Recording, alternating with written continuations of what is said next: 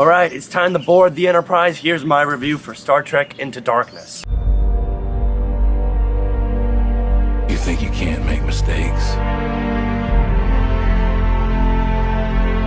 but the choices you make could get yourself and everyone under your command killed. But I believe in you, Jim.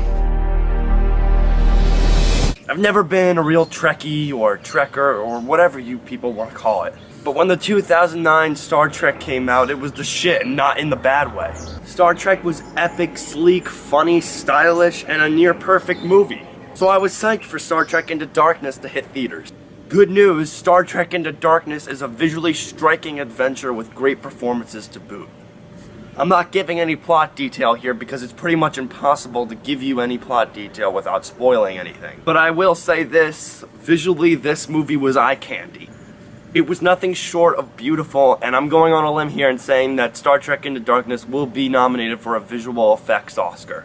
Everyone in the cast brought their A game, they meshed together so well, it was just a joy to watch. I mean, some performances weren't like...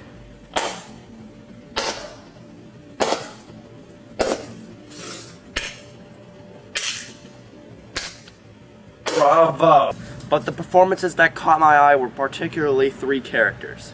Kirk is one of them. Chris Pine was great in the 2009 Star Trek, and he's just as good in here. He's funny and everything Kirk should be. Zachary Quinto plays Spock perfectly. If this movie came out in fall, or maybe the early winter, I wouldn't be surprised if he was nominated for a Best Supporting Actor. He's just perfect as Spock. But he won't be nominated because hundreds of other movies are gonna come out and everybody's gonna forget about Spock. Next time, Spocky. Next time. And the performance that steals the show is Benedict Cumberbatch. He nails every scene. Now, shall we begin? He's daunting, he's scary, he's mean, and he's practically everything a villain should be. I was cheering for him by the end, and he's the villain. Now, all that aside, the story wasn't as good as its predecessor. The 2009 story arc for Star Trek was heartfelt, epic, and original. I felt like this story arc was a tiny bit of a letdown. Not to say that it's bad, I mean it's better than most films we see these days, but it was a minor disappointment. It just didn't surpass Star Trek's story arc. So I was conflicted on what to give this movie. Is it a standing O or a money well spent? So I decided to round it all together. The visuals I give 100%, the performances I give a 91%, and the story I give a 75%. Round that all together and it's a standing O with an 89%. Go see Star Trek Into Darkness because it's one of the biggest movies of the year and probably one of the best. Tell me what you personally think of the film. Did you think the 2009 Star Trek was better, or do you think that Into Darkness was better?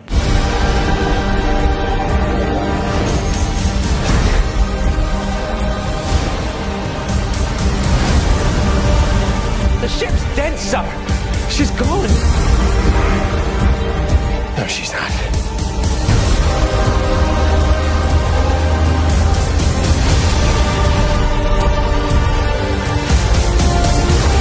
No ship should go down without her captain.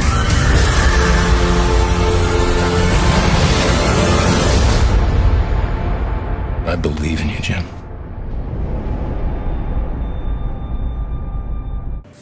So summer has begun, and Star Trek Into Darkness is the best film of the year so far. Go see it.